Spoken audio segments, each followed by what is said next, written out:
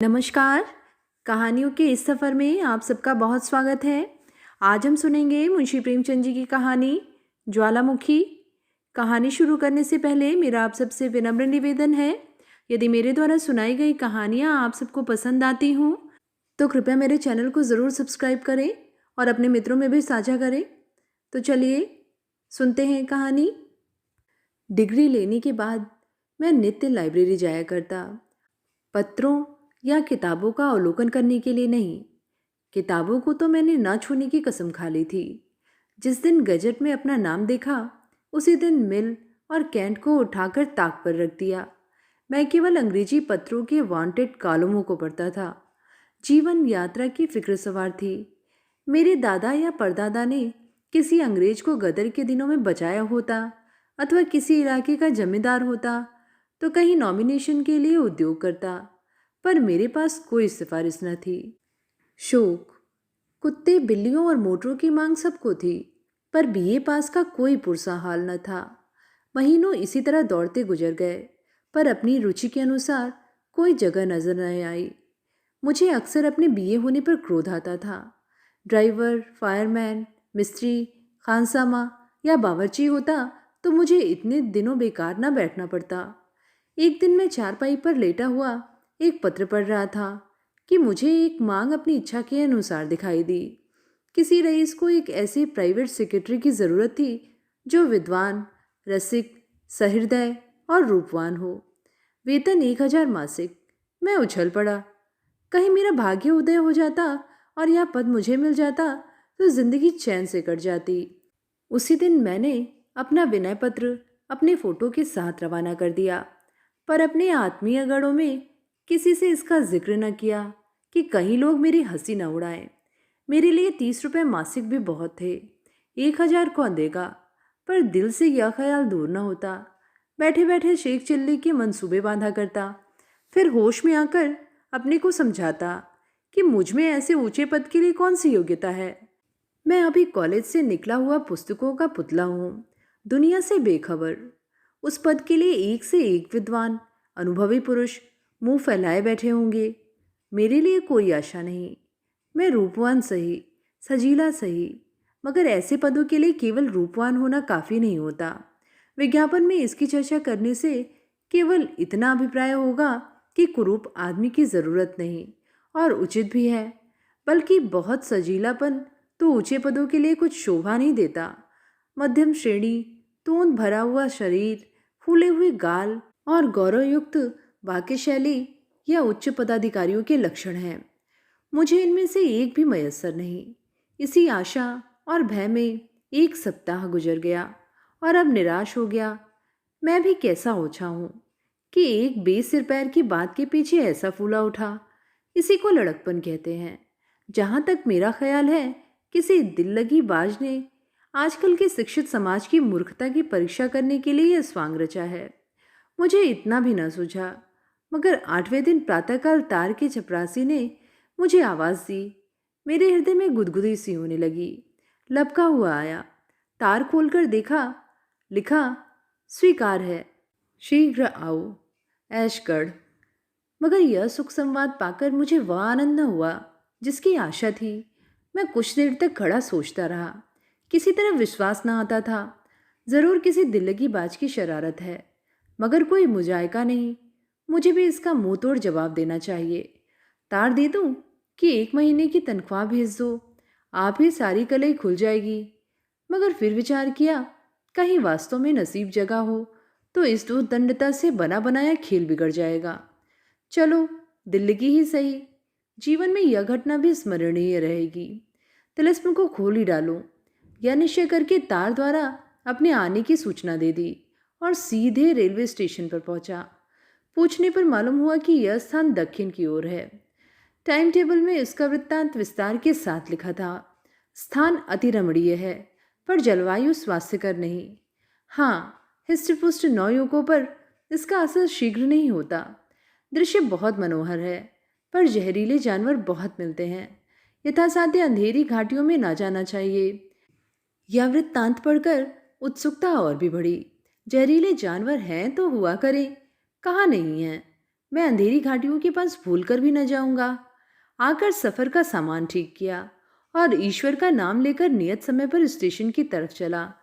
पर अपने आलापी मित्रों से इसका बहुत जिक्र न किया, क्योंकि मुझे पूरा विश्वास था कि 2 ही 4 दिन में फिर अपना सा मुंह लेकर लौटना पड़ेगा। गाड़ी पर बैठा तो शाम हो गई थी। कुछ देर तक सिगार और पत्रों से दिल बहलाता रहा। फिर मालूम नहीं कब नींद आ गई। आंखें खुली और खिड़की से बाहर तरफ झांका तो उषाकाल का मनोहर दृश्य दिखाई दिया। दोनों ओर हरे वृक्षों से ढकी हुई पर्वत श्रेणियां, उन पर चरती हुई उजली उजली गायें और भेड़ें सूर्य की सुनहरी किरणों में रंगी हुई बहुत सुंदर मालूम होती थी। जी चाहता था कि कहीं मेरी कुटिया भी इसी सुखद पहाड़ियों में होती, जंगलों के फल खाता, झरनों का ताजा पानी पीता और आनंद के गीत गाता। यकायक दृश्य बदला। कहीं उजले उजले पक्षी तैरते थे, कहीं छोटी छोटी डोंगियां निर्बल आत्माओं के सदृश डगमगाती हुई चली जाती थी। यह दृश्य भी बदला। पहाड़ियों के दामन में एक गांव नजर आया, झाड़ियों और वृक्षों से ढका हुआ, मानो शांति और संतोष ने यहाँ अपना निवास स्थान बनाया हो। कहीं बच्चे खेलते थे, कहीं गाय के बछड़े किलोले करते थे। फिर एक घना जंगल मिला। झुंड के झुंड हिरन दिखाई दिए, जो गाड़ी की हाहाकार सुनते ही चौकड़ियां भरते दूर भाग जाते थे। यह सब दृश्य सपने के चित्रों के समान आंखों के सामने आते थे और एक क्षण में गायब हो जाते थे। उनमें एक अवर्णनीय शांतिदायिनी शोभा थी, जिससे हृदय में आकांक्षाओं के आवेग उठने लगते थे। आखिर ऐशगढ़ निकट आया। मैंने बिस्तर संभाला। जरा देर में सिग्नल दिखाई दिया। मेरी छाती धड़कने लगी। गाड़ी रुकी। मैंने उतरकर इधर उधर देखा। कूलियों को पुकारने लगा कि इतने में 2 वर्दी पहने हुए आदमियों ने आकर मुझे सादर सलाम किया और पूछा, आप से आ रहे हैं ना? चलिए, मोटर तैयार है। मेरी पांछें खिल गईं। अब तक तो कभी मोटर पर बैठने का सौभाग्य न हुआ था। शान के साथ जा बैठा। मन में बहुत लज्जित था कि ऐसे फटेहाल क्यों आया। अगर जानता कि सचमुच सौभाग्य सूर्य चमका है तो ठाट बाट से आता। खैर, मोटर चली। दोनों तरफ मौल सिरेक के सघन वृक्ष थे। सड़क पर लाल बजरी बिछी हुई थी। सड़क हरे भरे मैदान में किसी सुरंग में जलधारा के सदृश बरखाती चली जाती थी। 10 मिनट भी ना गुजरे होंगे कि सामने एक शांतिमय सागर दिखाई दिया। सागर के उस पार पहाड़ी पर एक विशाल भवन बना हुआ था। भवन अभिमान से सिर उठाए हुए था। सागर संतोष से नीचे लेटा हुआ था। सारा दृश्य काव्य, श्रृंगार और आमोद से भरा हुआ था। हम सदर दरवाजे पर पहुंचे। कई आदमियों ने दौड़कर मेरा स्वागत किया। इनमें एक शौकीन मुंशी जी थे, जो बाल सवारे, आंखों में सुरमा लगाए हुए थे। मेरे लिए जो कमरा सजाया गया था, उसके द्वार पर मुझे पहुंचाकर बोले, सरकार ने फरमाया है इस समय आप आराम करें, संध्या समय मुलाकात कीजिएगा। मुझे अब तक इसकी कुछ खबर न थी कि यह सरकार कौन है। ना मुझे किसी से पूछने का साहस हुआ, क्योंकि अपने स्वामी के नाम तक से अनभिज्ञ होने का परिचय नहीं देना चाहता था। मगर इसमें कोई संदेह नहीं कि मेरा स्वामी बड़ा सज्जन मनुष्य था। मुझे इतने आदर सत्कार की कदापि आशा न थी। अपने सुसज्जित कमरे में जाकर जब मैं एक आराम कुर्सी पर बैठा तो हर्ष से विवल हो गया। पहाड़ियों की तरफ से शीतल वायु के मंद मंद झोंके आ रहे थे। सामने छज्जा था, नीचे झील थी, सांप के केचुल के सदृश प्रकाश से पूर्ण, और मैं, जिसे भाग्य देवी ने सदैव अपना सौतेला लड़का समझा था, इस समय जीवन में पहली बार निर्विघ्न आनंद का सुख उठा रहा था। तीसरे पहर शौकीन मुंशी जी ने आकर इतला दी कि सरकार ने याद किया है। मैंने इस बीच में बाल बना लिए थे। तुरंत अपना सर्वोत्तम सूट पहना और मुंशी जी के साथ सरकार की सेवा में चला। इस समय मेरे मन में यह शंका उठ रही थी कि मेरी बातचीत से स्वामी असंतुष्ट न हो जाए और उन्होंने मेरे विषय में जो विचार बनाया है उसमें कोई अंतर न पड़ जाए। तथापि मैं अपनी योग्यता का परिचय देने के लिए खूब तैयार था। हम कई बरामदों से होते हुए अंत में सरकार के कमरे के दरवाजे पर पहुंचे। रेशमी पर्दा पड़ा हुआ था। मुंशी जी ने पर्दा उठाकर मुझे इशारे से बुलाया। मैंने कांपते हुए हृदय से कमरे में कदम रखा और आश्चर्य से चकित रह गया। मेरे सामने सौंदर्य की एक ज्वाला दीप्तिमान थी। फूल भी सुंदर है और दीपक भी सुंदर है। फूल में ठंडक और सुगंधी है, दीपक में प्रकाश और उद्दीपन। फूल पर भ्रमर उड़ उड़कर उसका रस लेता है, दीपक में पतंग जलकर राख हो जाता है। मेरे सामने कारचोबी मसनद पर जो सुंदरी विराजमान थी, वह सौंदर्य की एक प्रकाशमान ज्वाला थी। फूल की पंखुड़ियां हो सकती हैं, ज्वाला को विभक्त करना असंभव है। उसके एक एक अंग की प्रशंसा करना ज्वाला को काटना है। वह नक्श एक ज्वाला थी, वही दीपक, वही चमक, वही लालिमा, वही प्रभा। कोई चित्रकार सौंदर्य प्रतिमा का इससे अच्छा चित्र नहीं खींच सकता था। रमणी ने मेरी तरफ वात्सल्य दृष्टि से देखकर कहा, आपको सफर में कोई विशेष कष्ट तो नहीं हुआ? मैंने संभल कर उत्तर दिया, जी नहीं, कोई कष्ट नहीं हुआ। रमणी, यह स्थान पसंद आया? मैंने साहसपूर्ण उत्साह के साथ जवाब दिया, ऐसा सुंदर स्थान पृथ्वी पर न होगा। हाँ, गाइड बुक देखने से विदित हुआ कि यहाँ की जलवायु जैसी सुखद प्रकट होती है, यथार्थ में वैसा नहीं। विषैले पशुओं की भी शिकायत है। यह सुनते ही रमणी का मुख सूर्य कांतिहीन हो गया। मैंने तो चर्चा इसलिए कर दी थी जिससे प्रकट हो जाए कि यहाँ आने में मुझे भी कुछ त्याग करना पड़ा है, पर मुझे ऐसा मालूम हुआ कि इस चर्चा से उसे कोई विशेष दुख हुआ। पर क्षण भर में सूर्यमंडल से बाहर निकल आया। बोली, यह स्थान अपनी रमणीयता के कारण बहुधा लोगों की आंखों में खटकता है। गुण का निरादर करने वाले सभी जगह होते हैं, और यदि जलवायु कुछ हानिकारक हो तो भी आप जैसे बलवान मनुष्य को इसकी क्या चिंता हो सकती है। रहे विषैले जीव जंतु, वह अपने नेत्रों के सामने विचर रहे हैं। अगर मोर, हिरन और हंस विषैले जीव हैं तो निसंदेह यहाँ विषैले जीव बहुत हैं। मुझे संशय हुआ, कहीं मेरे कथन से उसका चित्त खिन्न न हो गया हो। गर्व से बोला, इन गाइड बुकों पर विश्वास करना सर्वथा भूल है। इस वाक्य से सुंदरी का हृदय खिल गया। बोली, आप स्पष्टवादी मालूम होते हैं, और यह मनुष्य का एक उच्च गुण है। मैं आपका चित्र देखते ही इतना समझ गई थी। आपको यह सुनकर आश्चर्य होगा कि इस पद के लिए मेरे पास 1,00,000 से अधिक प्रार्थना पत्र आए थे। कितने एमए थे, कोई डीएससी भी था, कोई जर्मनी से पीएचडी उपाधि किए हुए था। मानो यहाँ मुझे किसी दार्शनिक विषय की जांच करवानी हो। मुझे अब की यह अनुभव हुआ कि देश में उच्च शिक्षित मनुष्यों की इतनी भरमार है। कई महाशयों ने स्वरचित ग्रंथों की नामावली लिखी थी। मानो देश में लेखकों और पंडितों की ही आवश्यकता है। उन्हें काल गति का लेश मात्र भी परिचय नहीं है। प्राचीन धर्म कथाएं अब केवल अंधभक्तों के रसास्वादन के लिए ही हैं, उनसे और कोई लाभ नहीं। यह भौतिक उन्नति का समय है। आजकल लोग भौतिक सुख पर अपने प्राण अर्पण कर देते हैं। कितने ही लोगों ने अपने चित्र भी भेजे थे। कैसी कैसी विचित्र मूर्तियां थीं, जिन्हें देखकर घंटों हंसिए। मैंने उस सभी को एक एल्बम में लगा दिया है, और आकाश मिलने पर जब हंसने की इच्छा होती है तो उन्हें देख लेती हूँ। मैं उस विद्या को रोग समझती हूँ जो मनुष्य को बनमानुस बना दे। आपका चित्र देखते ही आंखें मुग्ध हो गईं। तत्क्षण आपको बुलाने को तार दे दिया। मालूम नहीं क्यों, अपने गुण स्वभाव की प्रशंसा की अपेक्षा हम अपने बाह्य गुणों की प्रशंसा से अधिक संतुष्ट होते हैं, और एक सुंदरी के मुख से तो यह चलते हुए जादू के समान है। बोला, यथासाध्य आपको मुझसे असंतुष्ट होने का अवसर न मिलेगा। सुंदरी ने मेरी ओर प्रशंसापूर्ण नेत्रों से देखकर कहा, इसका मुझे पहले से ही विश्वास है। आइए, अब कुछ काम की बातें हो जाएं। इस घर को आप अपना ही समझिए और संकोच छोड़कर आनंद से रहिए। मेरे भक्तों की संख्या बहुत है। वह संसार के प्रत्येक भाग में उपस्थित हैं, और बहुधा मुझसे अनेक प्रकार की जिज्ञासा किया करते हैं। उन सबको मैं आपके सुपुर्द करती हूँ। आपको उनमें भिन्न भिन्न स्वभाव के मनुष्य मिलेंगे। कोई मुझसे सहायता मांगता है, कोई मेरी निंदा करता है, कोई सराहता है, कोई गालियाँ देता है। इन सब प्राणियों को संतुष्ट करना आपका काम है। देखिए, आज के पत्रों का ढेर है। एक महाशय कहते हैं, बहुत दिन हुए आपकी प्रेरणा से मैं अपने बड़े भाई की मृत्यु के बाद मैं उनकी संपत्ति का अधिकारी बन बैठा था। अब उनका पुत्र वयस प्राप्त कर चुका है और मुझसे अपने पिता की जायदाद लौटाना चाहता है। इतने दिनों तक उस संपत्ति का उपभोग करने के पश्चात अब उसका हाथ से निकलना अखर रहा है। आपकी इस विषय में क्या सहमति है?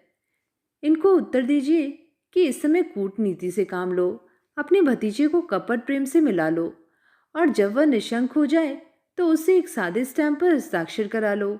इसके पीछे पटवारी और अन्य कर्मचारियों की मदद से इसी स्टैम्प पर जायदाद का बैनामा लिखा लो। यदि एक लगाकर दो मिलते हो तो आगा पीछा मत करो। यह उत्तर सुनकर मुझे बड़ा कुतूहल हुआ। नीति ज्ञान को धक्का सा लगा। सोचने लगा, यह रमणी कौन है और क्यों ऐसे अनर्थ का परामर्श देती है। ऐसे खुल्लम खुल्ला तो कोई वकील भी किसी को यह राय न देगा। उसकी ओर संदेहात्मक भाव से देखकर बोला, यह तो सर्वथा न्याय विरुद्ध प्रतीत होता है। कामिनी खिलखिलाकर हंस पड़ी और बोली, न्याय की आपने भली कही। यह केवल धर्मांध मनुष्यों के मन का समझौता है। संसार में इसका अस्तित्व नहीं है। बाप ऋण लेकर मर जाते हैं, लड़का कौड़ी कौड़ी भरे। विद्वान लोग इसे न्याय कहते हैं। मैं इसे घोर अत्याचार समझती हूँ। इस न्याय के पर्दे में गांठ के पूरे महाजन की हेकड़ी साफ झलक रही है। एक डाकू किसी भद्र पुरुष के घर में डाका मारता है, लोग उसे पकड़कर कैद कर देते हैं। धर्मात्मा लोग उसे न्याय भी कहते हैं, किंतु यहाँ भी वही धन और अधिकार की प्रचंडता है। भद्र पुरुष ने कितने ही घरों को लूटा, कितनों ही का गला दबाया और इस प्रकार धन संचय किया। किसी को भी उसे आंख दिखाने का साहस न हुआ। डाकू ने जब उनका गला दबाया तो वह अपने धन और प्रभुत्व के वश से उस पर वज्र प्रहार कर बैठे। इसे न्याय नहीं कहते। संसार में धन, छल, कपट, धूर्तता का राज्य है। यही जीवन संग्राम है। यहाँ प्रत्येक साधन जिससे हमारा काम निकले, जिससे हम अपने शत्रुओं पर विजय पा सकें, न्याय अनुकूल और उचित है। धर्म युद्ध के दिन अब नहीं रहे। यह देखिए, यह एक दूसरे सज्जन का पत्र है। वह कहते हैं, मैंने प्रथम श्रेणी में एमए पास किया, प्रथम श्रेणी में कानून की परीक्षा पास की, पर अब कोई मेरी बात भी नहीं पूछता।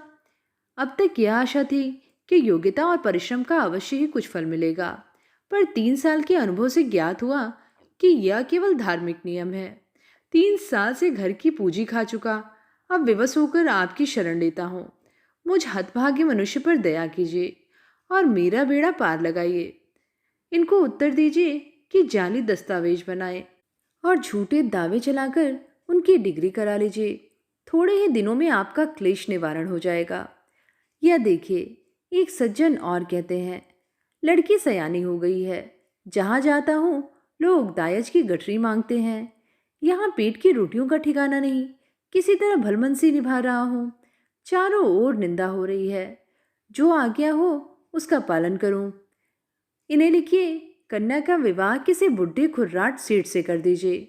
वह दायज लेने की जगह कुछ उल्टे और दे जाएगा। अब आप समझ गए होंगे कि ऐसे जिज्ञासुओं को किस ढंग से उत्तर देने की आवश्यकता है। उत्तर संक्षिप्त होना चाहिए। बहुत टीका टिप्पणी व्यर्थ होती है। अभी कुछ दिनों तक आपको यह काम कठिन जान पड़ेगा, पर आप चतुर मनुष्य हैं। शीघ्र आपको इस काम का अभ्यास हो जाएगा। तब आपको मालूम होगा कि इससे सहज और कोई उपाय नहीं है। आपके द्वारा सैकड़ों दारुण दुख भोगने वालों का कल्याण होगा और वह आजन्म आपका यश गाएंगे।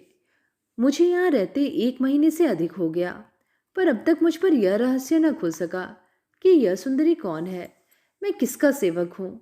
इसके पास इतना अतुल धन, ऐसी ऐसी विलास की सामग्रियाँ कहाँ से आती हैं। जिधर देखता हूँ ऐश्वर्य का आडंबर दिखाई देता है। मेरे आश्चर्य की सीमा न थी, मानो किसी तिलिस्म में फंसा हूँ। इन जिज्ञासुओं का इस रमणी से क्या संबंध है, यह भेद भी न खुलता था। मुझे नित्य उससे साक्षात होता था। उसके सम्मुख आते ही मैं अचेत सा हो जाता था। उसके चितवनों में एक आकर्षण था जो मेरे प्राणों को खींच लिया करता था। मैं वाक्य शून्य हो जाता, केवल छिपी हुई आंखों से उसे देखा करता था। पर मुझे उसकी मृदुल मुस्कान और रसमयी आलोचनाओं तथा मधुर काव्यमय भावों में प्रेमानंद की जगह एक प्रबल मानसिक अशांति का अनुभव होता था। उसकी चितवनी केवल हृदय को वाणों के समान छेदती थी। उसके कटाक्ष चित्त को व्यस्त करते थे। शिकारी अपने शिकार को खिलाने में जो आनंद पाता है, वही उस परम सुंदरी को मेरी प्रेमातुरता में प्राप्त होता था। वह एक सौंदर्य ज्वाला थी, जलाने के सिवाय और क्या कर सकती है।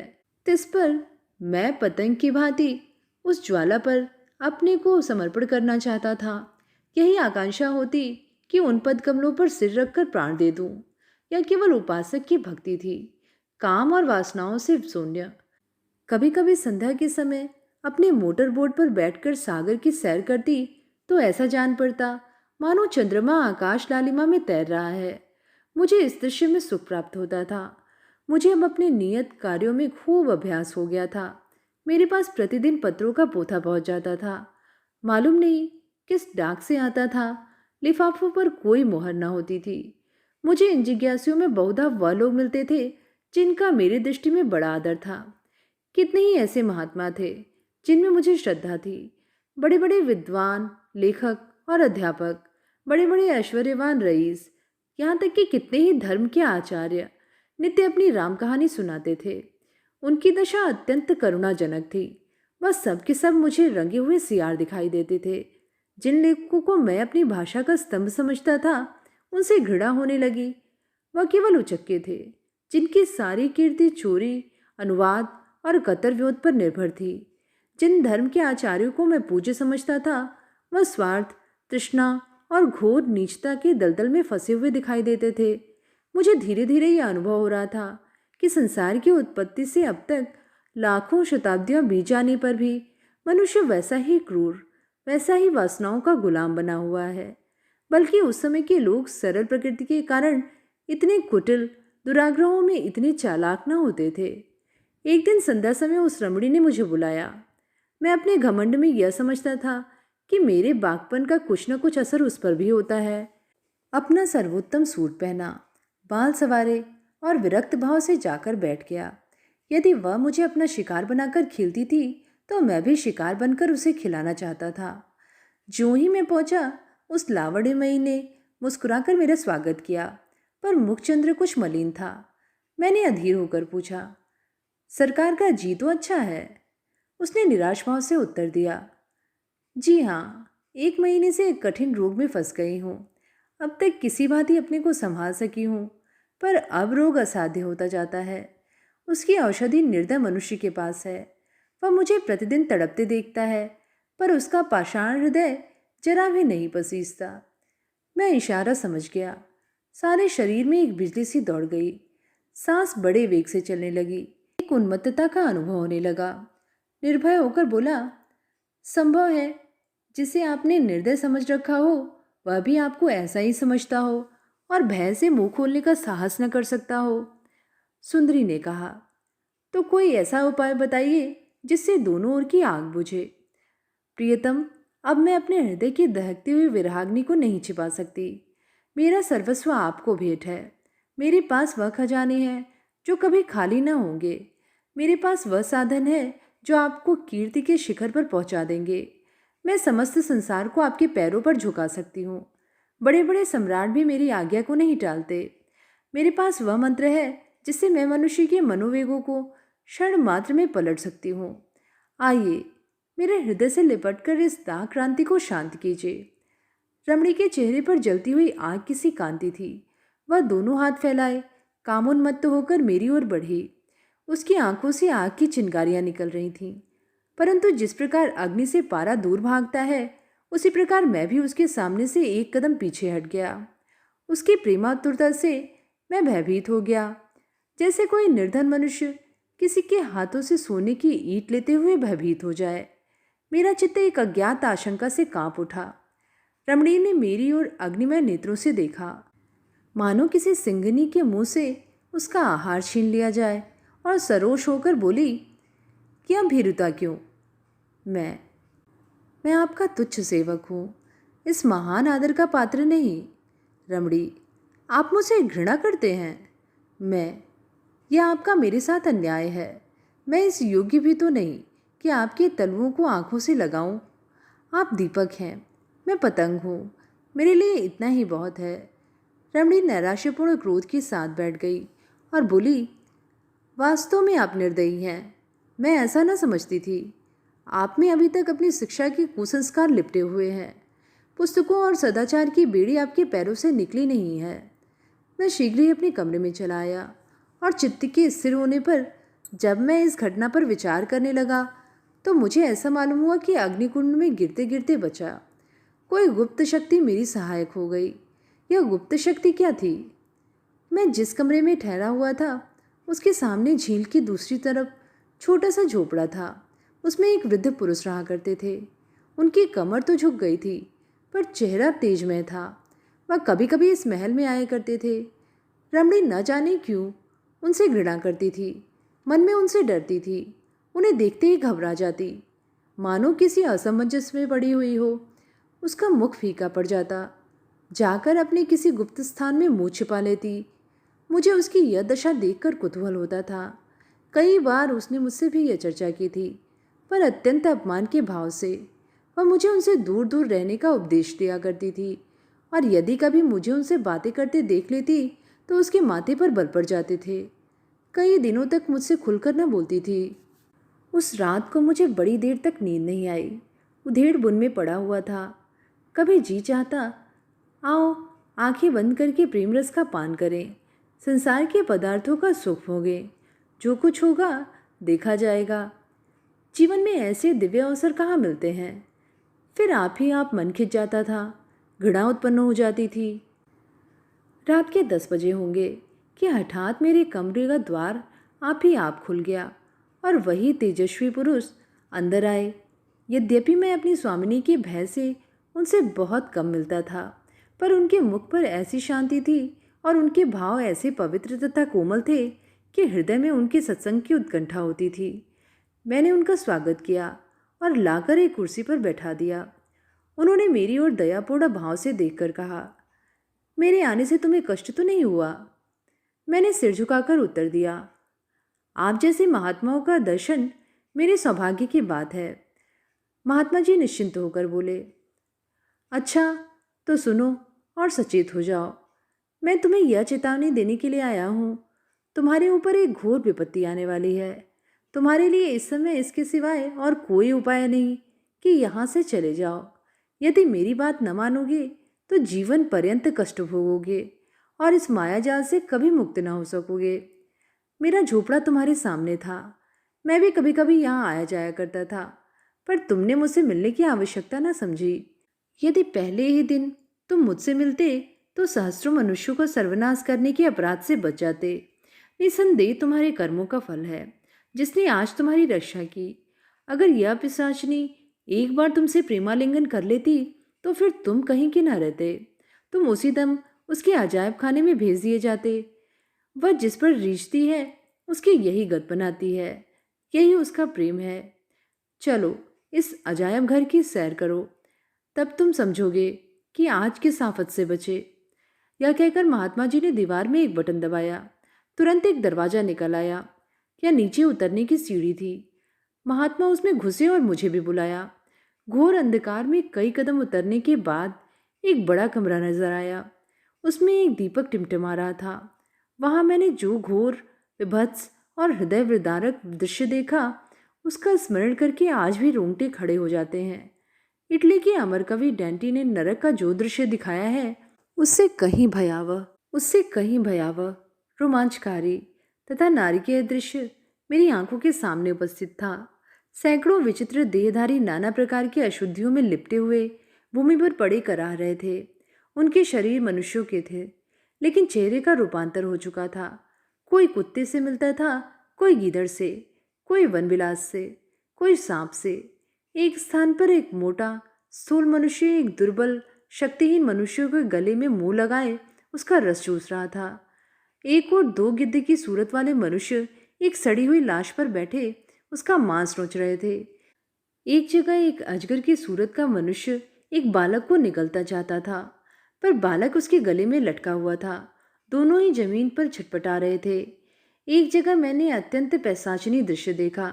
दो नागिन की सूरत वाली स्त्रियां एक भेड़िए की सूरत वाले मनुष्य के गले में लिपटी हुई उसे काट रही थी। वह मनुष्य घोर वेदना से चिल्ला रहा था। मुझसे अब और न देखा गया। तुरंत वहां से भागा और गिरता पड़ता अपने कमरे में आकर दम लिया। महात्मा जी भी मेरे साथ चले आए। जब मेरा चित्त शांत हुआ तो उन्होंने कहा, तुम इतनी जल्दी घबरा गए?